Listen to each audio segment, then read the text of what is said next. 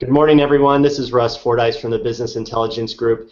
Today I have Steve Brumer on from 151 Advisors, and Steve is an expert in the wireless industry, wireless mobility. So, Steve, thank you for joining us. Thank you for having me. Good morning. Good morning. So, tell me a little bit about 151 Advisors and kind of what you guys are specializing in. It's a neat story. Yeah, well, we are almost a 10-year-old firm. We are focused and specialized in finding and helping companies grow their revenue. And I know that sounds like a cliche for a consulting advisor. I'm not sure what else we could do for people, but help them. We have hit our stride in a couple of different areas. We work with international companies trying to find a way to enter the North American markets. They still believe that our streets are paved with gold, and this is a great place for them to make a lot of money. And it's great to have some great products, but there are small companies from Singapore or Lithuania or Latvia or Estonia or Czech Republic, and they're going, oh my, how do I get here? Who's going to sell my product? What am I going to price it at? So we have a research department that does competitive price and market analysis.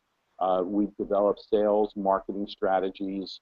We work with PR firms. We work with various companies that are doing distribution. So we have relationships with all the distributors, the carriers, the NVMOs, to try and figure out what is going to be the best strategy for these companies to bring their product to market. And domestically, our clients have ranged from Motorola Mobility to Verizon, and then also down to small, medium-sized startup companies that have been referred to us by VCs and private equity firms, where we are the grown-ups in this situation. We're helping them expand their business. Also helping companies figure out something that's really near and dear to my heart, and probably a lot of people, is how do you make money doing what you're doing? How do you sell your product? How do you sell your service? Who's going to sell it for you? Where are you going to sell it? Is it priced right? What's your marketing strategy? So all of those things that seem to be sometimes the last thing that people think of. And so that focus our attention. Yeah, it's funny. I think the application economy and kind of even in the kind of .coms, it was all about bringing applications and new technology to market without any thought to how to make money. I mean, if you look at Twitter, they're barely making money. Right.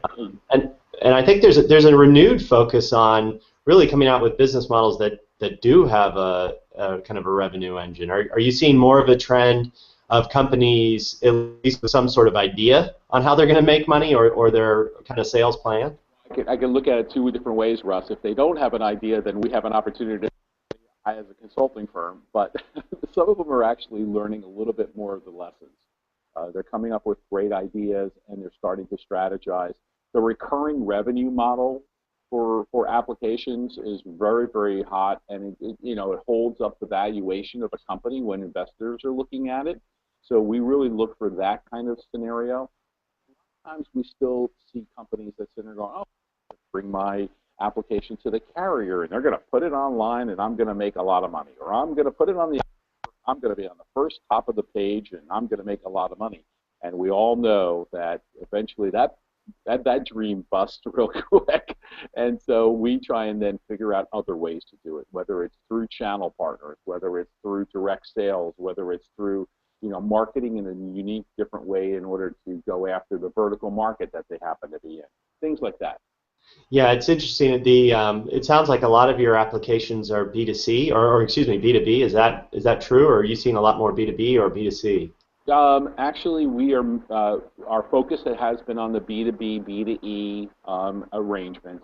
We're very heavily focused in the enterprise side, but the consumer side obviously is a blend now, right? So when you look at M2M or IoT, it's okay. It was all B2B, right? I'm managing machines that are in business and enterprise environments, and now it's I got M Health and I got all these other products. So a lot of what we are doing is expanding into the consumer side, and we do have certain clients that have widgets or products or services that are going into the consumer side. So that was a lot of acronyms. So and this industry is full of them. So B2B, business to business, B2C, business to consumer. I know machine to machine is M to M. So you're talking about talking machine to machine. What is IoT? Gosh, I wish I knew. Isn't that $1 million question? Because it changes for everybody, right? So the Internet of Things means Ah, things to right to the Cisco's of the world that are advertising that they're the Internet of Everything, and then the Internet of Things. But I saw a great definition yesterday. IDC came out with a report yesterday that you're looking at over the next couple of years that the IoT M2M world is going to be worth some crazy number, $7 billion or 7 billion units, or it's just a crazy number. But they defined IoT the way I would define it, which is you have a thing. I don't know. We can expand on the thing. Communicates over the internet, and so that's where I believe we still need to focus, right? So if it is a thing, if it's a watch, if a Fitbit, if it's a heart monitoring machine, if it's something that communicates wirelessly over the internet and can be managed and controlled, it is an IoT-related thing. Machine to machine, in my opinion, is more of the I'm managing that meter, I'm managing that asset, I'm managing that Coke machine, I'm managing something like that from a machine to a machine thing. And that's where the differentiation is between where the IoT world is and the M2M world. yeah, we did a great interview last year with a company that was doing I guess it was probably more machine to machine for beer kegs. It was pretty interesting. So check that out on the site. So you've you've got all these Internet of Things. What are some of the interesting kind of applications that you're seeing across your desk, if you can't without breaking any confidentiality clauses? Well, if I can help sell them, that I'm not breaking them. So right. So there's a couple of things that are obviously M Health is huge, right? And I think that primarily is a market that is so untapped and has amazing potential. As our world continues to grow older, and you look at my mom, and at 80 years old, alone, living in Florida, where else, and they need to be able to monitor her, whether it is from a remote camera or remote heart monitoring, or she's got diabetes, so I want to make sure her sugar levels, anything I can do remotely to control it, which would ultimately reduce the cost. The M Health things for you and I, the Fitbits and the monitoring for running and the health related stuff, that's a pretty cool thing, and it's obviously getting better, right? So there's but again, what is that size of the market? I don't know. Are you wearing, Russ, are you wearing your Fitbit right now? No, well, we had a Fitbit in this house and it immediately got lost. So Right, exactly. the things that don't tend to get lost are iPhones, and I know Apple's made big inroads this week into that market and trying to get into that market with their APIs. So I Right. imagine that's about to explode. Right, exactly. And I think the tracking scenarios, I mean, the tracking of your kids, the tracking of your luggage and your golf bags, and those are some traditional M2M related things, but now they're blending, right? So now they're blending onto your phone, they're blending onto devices. So there's again an overall expansion of that IoT world.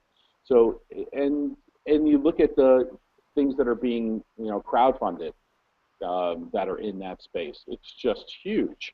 And you have to look at that as a pretty good barometer as to where the business is headed, because if the average person is willing to invest whatever to get a widget in the IoT base sent to them, as a funding source, pretty interesting. I mean, they're some pretty cool things. So will the IoT Internet of Things devices or the machine-to-machine devices take over kind of the larger applications of RFID, the radio frequency IDs? I mean, these Internet of Things are not yet disposable, right? They're relatively expensive, but is there in the high-end applications of RFID, you see the Internet of Things devices taking over for some of that market? Well, I mean, you got to throw RFID into the same thing as the I-beam and the beacon things that are coming out of Qualcomm too, right? So are we looking at close proximity, and what is that all about? So I'm a member of the Location-Based Marketing Association, and we're very interested in what happens inside the store.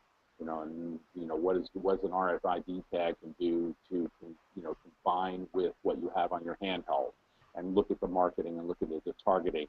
So I think that it's another, what I would consider another communication mode. Operationally, functionally, what it does for us and how we use it is still part of the whole process, but it's another communication mode. Just like a Wi-Fi connection or triangulation inside a store to be able to provide you with ads and marketing, promotions is the same. RFID, yeah, the cost has gone down dramatically. And if you look at the amount of companies that are now looking at doing more things with it, internationally it's a different model, right? Here we really have it, it's like NFC. NFC on a worldwide basis is really taking on, but we still in the U.S. we don't even know what to do with it yet. Yeah, so it's interesting. I touched an NFC tag yesterday at a mall, so it was. I was probably the only one ever. Exactly. Well, you were the only one that knew what it was. Probably. Yeah, and that's really sad because remember, if you go, I don't know how long you've been doing this, but the original NFC trial was here in Atlanta where I live at the arena and at the Dome, and it worked out great then. And where are we? Yeah. It's not well accepted. It hasn't really gone through it. Like you said, you don't even know you're touching an NFC something. You don't know when you go to a trade show that you got an NFC chipset inside your badge, because the average person doesn't know. And so, but I still think that that's a wonderful technology. So why do you think that is? There are several examples like that where the U.S. actually is a laggard in many areas. I mean, SMS and texting was definitely, we were a laggard in that market. NFC were definitely a laggard in that market. Mobile payments were definitely a laggard. Why do you think that is? Well, mobile payments is a great example. We're going to be lagging behind that for a while, right? As long as we continue to have the credit cards with the mag stripe instead of chipset in it, we're going to continue to lag. Well, now that's changing next year, right? We're going to pin and chip next year, or 2015? Quote unquote, Russ. We'll see. We'll see. We always have great plans and technologies, and it never works out. I think the biggest issue that we have is education. We are creatures of habit in the U.S. and Canada, and we always lag behind because you kind of have to do the show me, right? Show me it works, show me it's easy, show me it's cost effective, show me I'm not going to screw up and it's not going to work, that kind of stuff. And I think that's what's going to happen. It's going to be it's going to take some time for us. We're always going to lag behind because we're skeptical about the technology and how to use it, and we're very simple people when it comes to technology. Well, I don't like hearing that, because that means just slower adoption of the stuff I want now. So. Well, yeah, but the great thing about being in the business that we are, Russ, is that you and I can use it, and we're okay, and we tell 10 people, and then they tell 10 people that it actually works, and it gets out.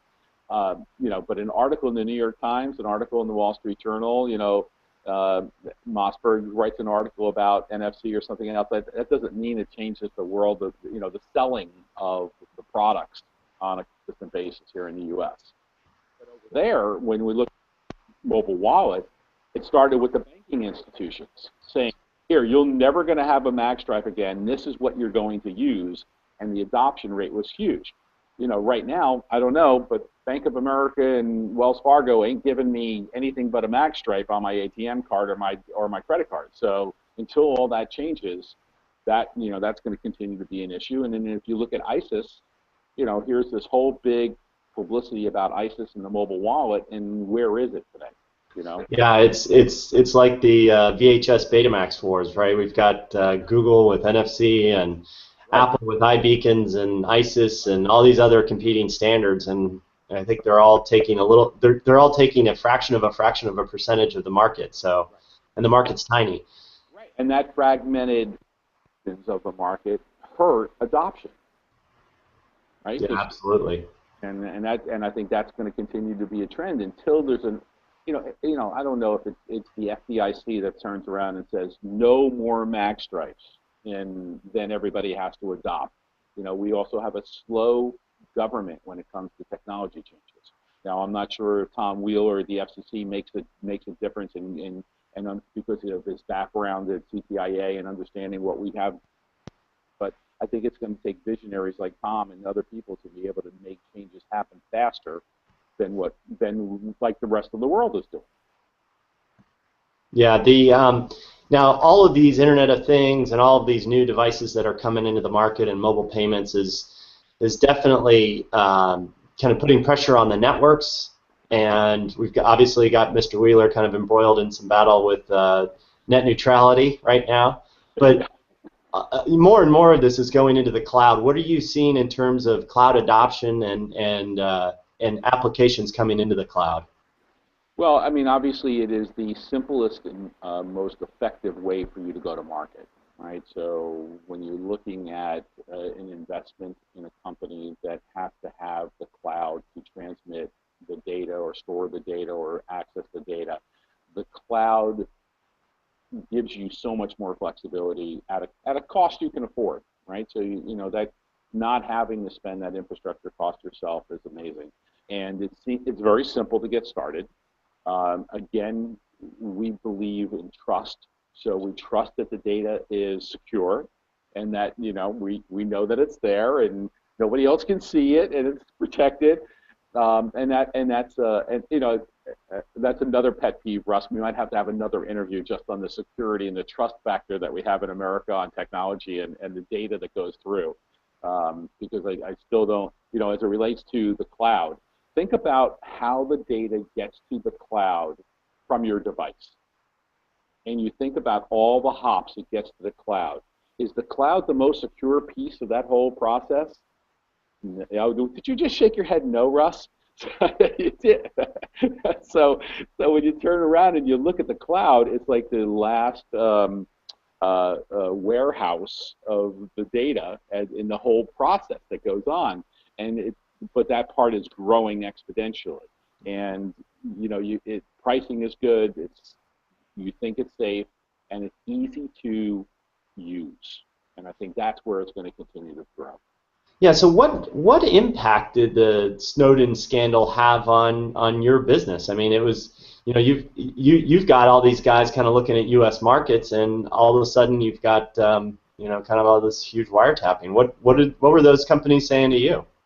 They still think that we're more trustworthy than their own countries for most of the time. So, they at least feel that there are Snowdens of the world in the U.S. market that's going to tell the world what the hell's going on, versus in some of their countries where the executive branch, you don't know what they're doing. So I don't think it affected them. I think they actually believe that we're more trustworthy than even their own networks that they have. So I don't think that affected it at all. I think it's the Target example and some of the things that happened with the credit card fraud that adversely affected us more than what the NSA is doing to us as Big Brother.